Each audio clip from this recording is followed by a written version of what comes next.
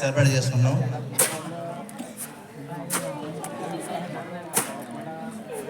కాబట్టి మీ అందరికీ ముందుగా క్రిస్మస్ శుభాకాంక్షలు తెలియపరుస్తున్నాను. సో క్రిస్మస్ అంటే క్రైస్ట్ అంటే క్రీస్తు అని, మస్ అంటే ఆరాధించుట, పూజించుట.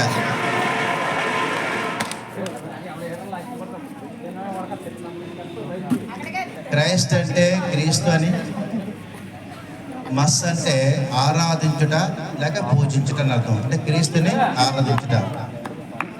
ఎందుకు ఆరాధించాలి అంటే ఈ ప్రపంచంలోని ఆయన జన్మ అనేది ప్రపంచానికే ఒక సంతోషకరమైన శుభవార్త. ఇండియాకే కాదు, అమెరికాకే కాదు, రష్యాకే కాదు, ప్రపంచంలో అన్ని దేశాలకు కూడా శుభవార్త. ఎందుకంటే ఆయన పుట్టుక అనేది ప్రపంచానికే చాలా సవాళ్ళు లాంటిది.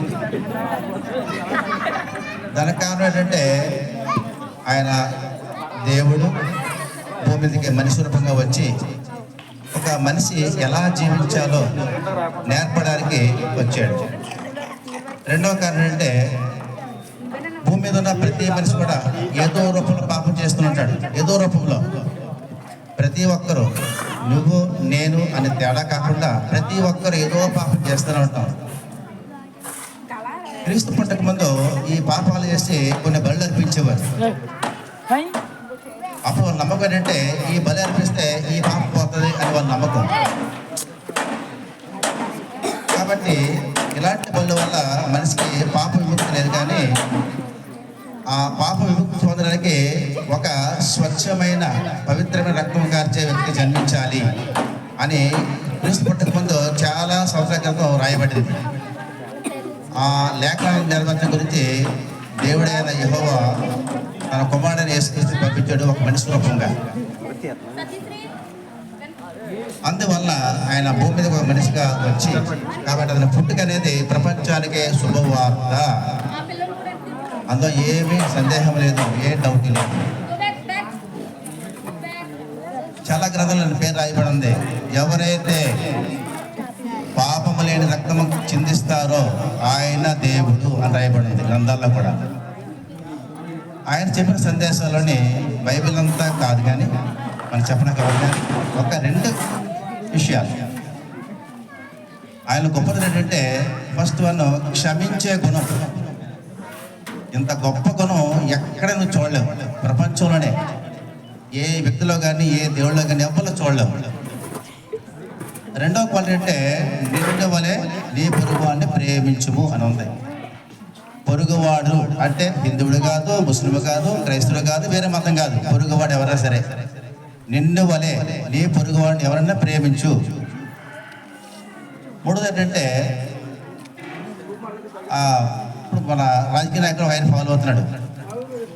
ఒక ఆయన తన్ను తాను తగ్గించుకునేవాడు హెచ్చింపబడును, తన్ను తాను హెచ్చించుకునేవాడు తగ్గించబడును అనే ఫార్ములాని కొందరు ఫాలో అవుతున్నారు చక్కగా. ఇటువంటి మంచి మంచి క్వాలిటీస్ మనం ఎక్కడా చూడడం. కాబట్టి మీరు ఈ క్రిస్మస్ సందర్భంగా మీకు చెప్పే కొన్ని సజెషన్స్ ఏంటంటే, మీరు కూడా క్రీస్తులాగే క్షమించే గుణము కలిగి ఉండాలని, మీరు వల్లే పొరుగు వాళ్ళు కూడా ప్రేమించాలని చక్కగా ఉండాలని, ఇంకా మీరు తగ్గించుకునే గుణం కలిగి ఉండాలని. అంటే మీకు అర్థం కాకపోతే చిన్నపిల్లలు, పెద్దలకు అర్థమవుతుంది, అందరికీ చాలా మంది అర్థమవుతుంది. కాబట్టి ఇటువంటి క్వాలిటీస్ మీరు కలిగి ఉండాలని, మంచిగా చదువుకోవాలని. ఇంకా స్కూల్ విషయంకి వచ్చేస్తే స్కూల్లో కూడా మీరు చాలా జాగ్రత్తగా ఉండాలి, చాలా మంచిగా ఉండాలి. ఎవరి మనసు అయితే నిర్మలంగా పవిత్రంగా మంచిగా ఉంటుందో వారి ఆలోచనలు కూడా చక్కగా ఉంటాయి. ఎవరి మనసు సరిగ్గా ఉండదో వారి ఆలోచన సరిగ్గా ఉండవు. కాబట్టి క్రీస్తు చెప్పింది ఒకటే, మంచి ఆలోచన కలిగి ఉండాలి. ఎప్పుడైతే మన హృదయం పవిత్రంగా మంచిగా ఉంటుందో అన్ని ఆలోచనలు చక్కగా ఉంటాయి. చేసే ప్రతి పని చాలా చక్కగా ఉంటుంది.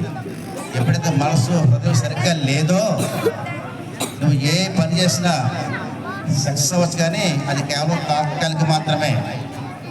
పర్మనెంట్గా సక్సెస్ కావాలంటే మాత్రం క్రీస్తు చెప్పిన మంచి హృదయం కలిగి ఉండాలి, మంచి ప్రేమ కలిగి ఉండాలి. ఇతరుల పట్ల, పొరుగువారి పట్ల, టీచర్స్ పట్ల, చిన్నపిల్లల పట్ల, పెద్దవాళ్ళ పట్ల, ఈ మాస్టర్ల పట్ల, గురువుల పట్ల, అందరి పట్ల జాగ్రత్తగా మంచిగా ఉండాలని